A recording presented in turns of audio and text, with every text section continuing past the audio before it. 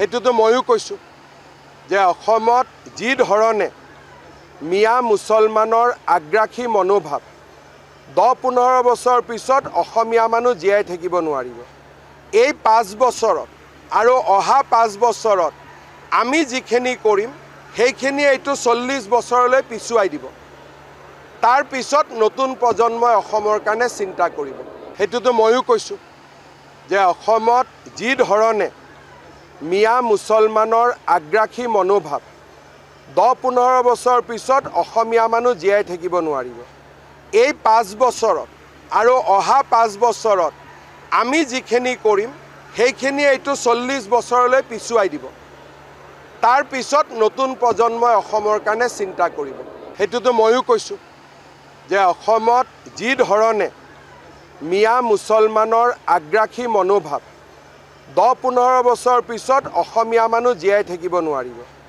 এই 5 বছৰত আৰু অহা 5 বছৰত আমি যিখিনি কৰিম সেইখিনি এইটো 40 বছৰলৈ পিছুৱাই দিব। তাৰ পিছত নতুন প্ৰজন্মই অসমৰ কাৰণে চিন্তা কৰিব। সেইটোতো ময়ো কৈছোঁ যে অসমত যি ধৰণে মিয়া মুছলমানৰ আগ্ৰাসী মনোভাৱ 10-15 বছৰ পিছত অসমীয়া মানুহ জীয়াই থাকিব নোৱাৰিব। এই 5 বছৰত আৰু অহা 5 বছৰত আমি যিখিনি কৰিম সেইখিনি এইটো 40 বছৰলৈ পিছুৱাই দিব। তাৰ পিছত নতুন প্ৰজন্মই অসমৰ কাৰণে চিন্তা কৰিব। সেইটোতো ময়ো কৈছোঁ যে অসমত যি ধৰণে মিয়া মুছলমানৰ আগ্ৰাসী মনোভাৱ 10-15 বছৰ পিছত অসমীয়া মানুহ জীয়াই থাকিব নোৱাৰিব।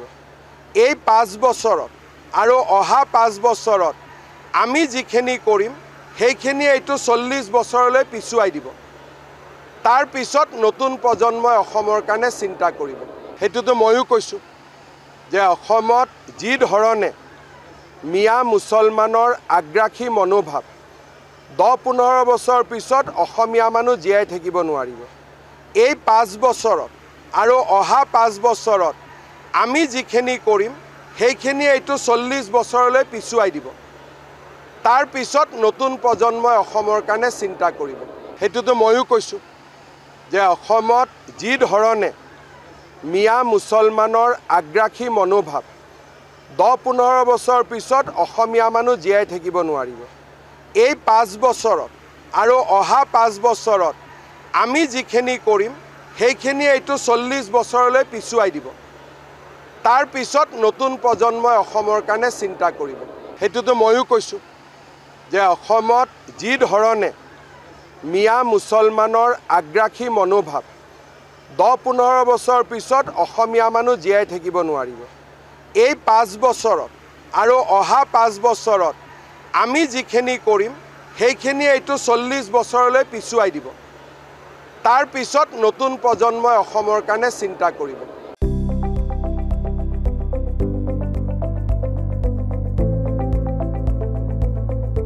NB নিউজ, সহজ সৰল ভাষাত নৱভাৰতৰ কথা।